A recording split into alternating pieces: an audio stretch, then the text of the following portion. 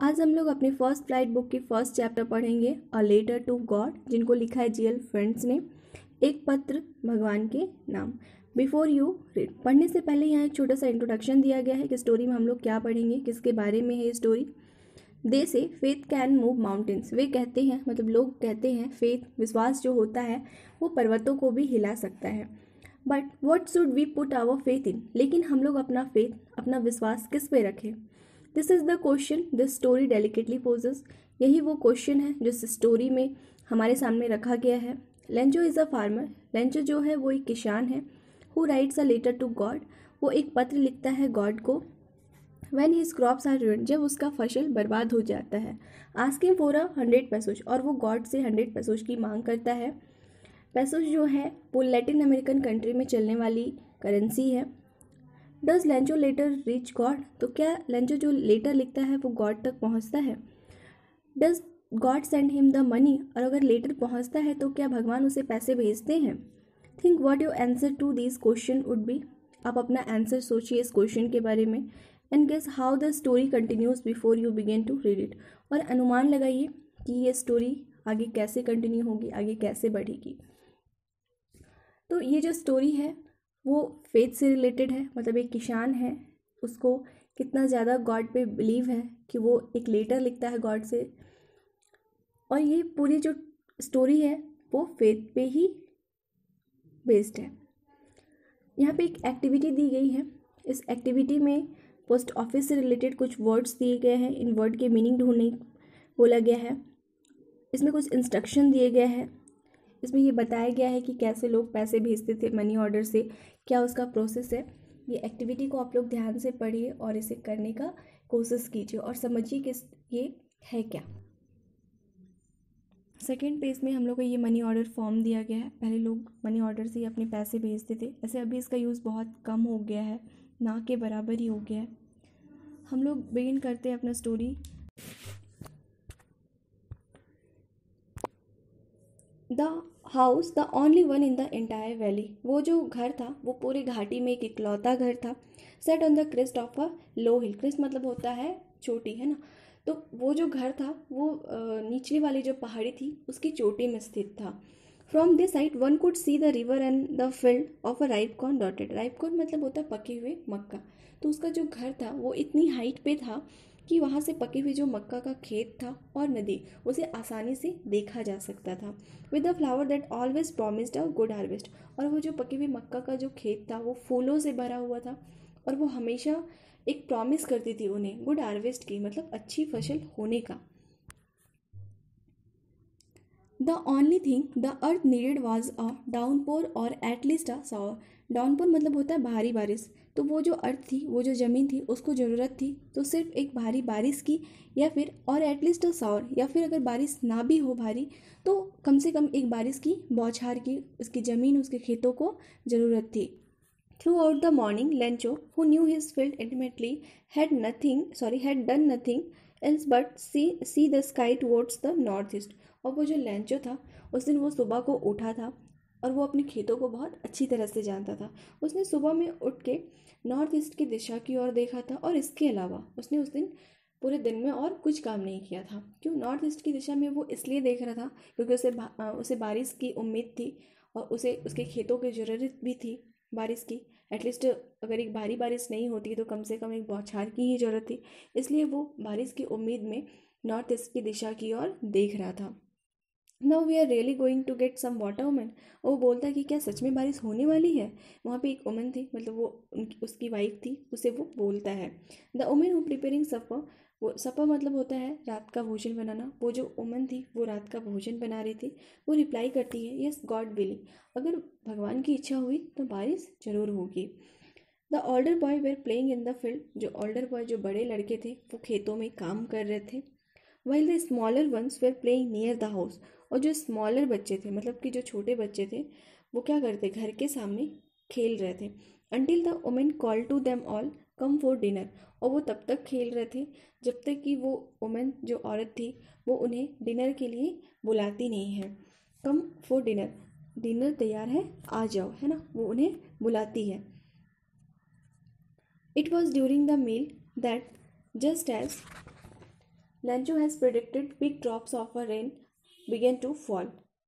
ये मील का समय था, मतलब वो लोग भोजन कर रहे थे उसी समय, जैसे कि लेंचो प्रेडिक्ट किया था, मतलब भविष्यवाणी किया था कि बारिश होने वाली है। Big drops of a rain मतलब बड़ी बड़ी बूंदें बारिश की, बिगेन टू फॉल गिरने लगती है, बड़ी बड़ी बारिश की बूंदें गिरने लगती हैं। In the north east huge mountains of cloud could be seen approaching. और नॉर्थ ईस्ट मतलब उत्तर पूर्व की दिशा से क्या होती हैं, बड़ी बड़ी पहाड़ों जैसे बादल आते हुए उसे दिखाई देते हैं। The air was fresh and sweet. जो एयर होती हैं वो स्वीट होती हैं और फ्रेश होती है, मतलब ताज़ा होती है। जब भी बारिश होती है तो उस समय जो एयर होती है वो क्या होती है, पूरी फ्रेश होती है और उसमें एक अलग सा स्मेल होता है। The man went out for no other reason than to have the pleasure of feeling the rain on his body. वो जो आदमी होता है, लंचो होता है, वो बाहर की ओर जाता है। वो किसी रीज़न से बाहर की ओर नहीं जाता है, बल्कि वो सिर्फ इसलिए जाता है ताकि वो अपने शरीर पे गिरती हुई बारिश का जो बूंद है उसका आनंद ले सके, अनुभव कर सके। एंड वेन ही रिटर्न ही एक्सप्लेम्ड। और जब वो बाहर से अंदर की ओर आता है तब वो खुशी से बोलता है, these are not rain drops. ये जो है वो रेन ड्रॉप्स नहीं है, बारिश की बूंदें नहीं हैं। फॉलिंग फ्रॉम द स्काई, ये जो स्काई मतलब ये जो बादलों से गिर रही हैं वो बारिश की बूंदें नहीं हैं। दे आर न्यू कॉइन्स, ये जो है वो नए सिक्के हैं। The big drops are 10 cent pieces and the little ones are 5। ये जो बड़ी बड़ी बूंदें हैं वो 10 सेंट के हैं, सिक्के हैं, और जो छोटी छोटी बूंदें हैं वो 5 सेंट के सिक्के हैं। With the satisfied expression he regarded the field of a ripe corn with its flower. एक बहुत ही सेटिस्फाइड संतोषजनक एक्सप्रेशन के साथ वो अपनी पके हुए मक्का के खेतों की ओर देखता है, जो कि क्या था, फ्लावर से भरा हुआ था, draped in a curtain of rain. और वो देखते ही देखते बारिश की चादरों से ढक जाता है। But suddenly a strong wind began to blow. लेकिन अचानक क्या होता है, स्ट्रॉन्ग वाइंड मतलब कि एक बहुत ही स्ट्रॉन्ग वाइंड, बहुत ही तूफानी हवा बहना शुरू होता है। अलॉन्ग विद द रेन, बारिश के साथ साथ very large hailstones begin to fall. और बारिश की बूंदों के साथ साथ क्या होती है, बड़े बड़े ओले गिरना शुरू हो जाती हैं। These truly did resemble new silver coins. और ये जो थे मतलब सच में ऐसा लग रहे थे कि चांदी के नए सिक्के जैसे हैं।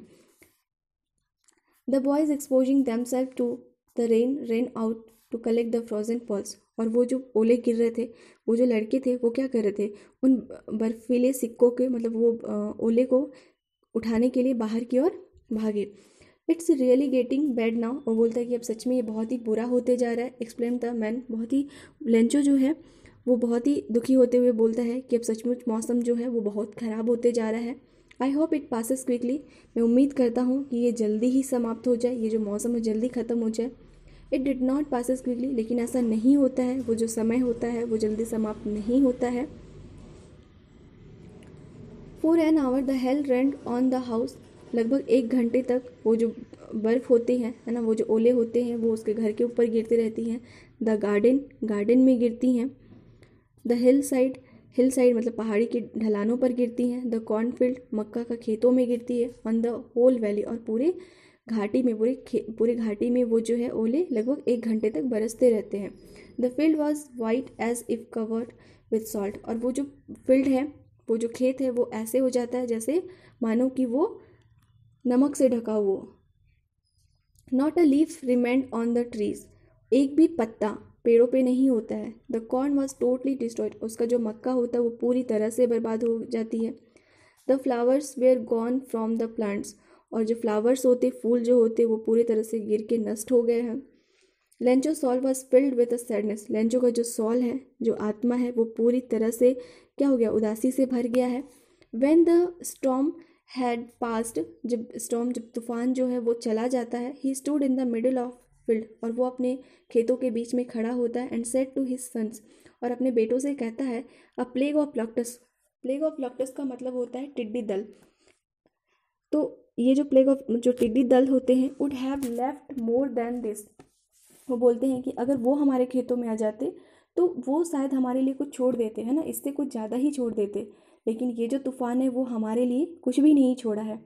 The hell has left nothing. ये जो हेल है, ये जो ओले हैं, वो हमारे लिए कुछ भी नहीं छोड़े, कुछ भी बाकी नहीं है। This year we will have no corn. इस साल हमारे पास कोई कॉर्न नहीं है, कोई मक्का नहीं है। That night was sorrowful one. ये जो रात थी वो बहुत ही ज़्यादा सॉरो थी मतलब दुख से भरी हुई थी। All our work for nothing, हम लोगों ने जो मेहनत किया है वो सारा हम लोग का क्या हो गया, बेकार हो गया। There is no one who can help us, कोई भी हमारी हेल्प नहीं करेगा, क्योंकि उन घाटी में, उन पहाड़ों में जितने लोग थे उन सभी का खेतों से जो मक्का है या फिर जो भी फसल है वो बर्बाद हो गई होगी, तो उनका मदद इस साल कोई नहीं कर सकता। We will all go hungry this year, हम लोग इस साल भूखे ही रहेंगे, मतलब इस साल हम लोग की हेल्प कोई नहीं करेंगे। वो जो रात था बहुत ही ज़्यादा डरावना था, मतलब पूरी तरह से हम लोग को लाइफ का क्या क्या वो बर्बाद करके